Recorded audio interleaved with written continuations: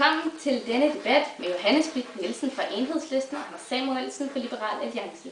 Vi skal i dag tale om udvikling af velfærdsstaten under overskriften skattelettelser eller velfærd. Lad mig høre dig først, Johanne. Er vores velfærdsstat ikke vokset sig for stor? Nej, det er jo slet ikke størrelsen, der er det vigtige. Det vigtige er, at alle, der har brug for støtte, skal kunne få det, og at vi tager os af de svageste. Og at vi giver alle chancen for at kunne få et godt liv. Det er det, vi skal bruge pengene på. Vi skal sikre velfærd til alle. Selvfølgelig betyder det noget, hvor stor velfærdsstaten er. Den er alt for stor, og vi bruger alt for mange penge på den. Og de penge kunne bruges bedre af borgerne og virksomhederne selv til at sikre vækst, sådan så vi kan få mere velfærd i fremtiden. Velfærdsstaten er blevet så stor, at den kvæler velfærdet i fremtiden, så vi skal have en mindre offentlig sektor, så vi kan sætte skatterne ned og få gang i væksten.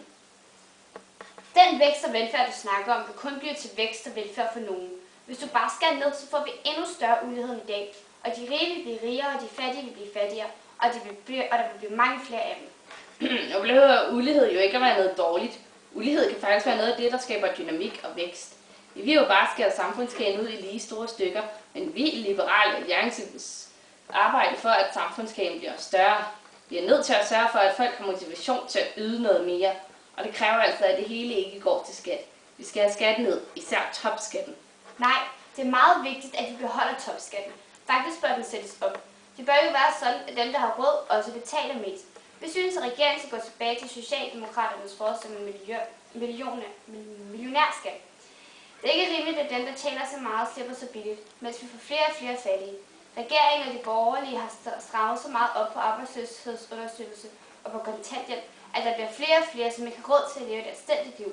Samtidig skæres det ned alle steder, så der bliver færre og færre til at passe vores børn og tage sig af vores gamle. Du er helt galt på den her. Hvis vi sætter topskatten op, så har folk overhovedet ingen motivation for at arbejde mere.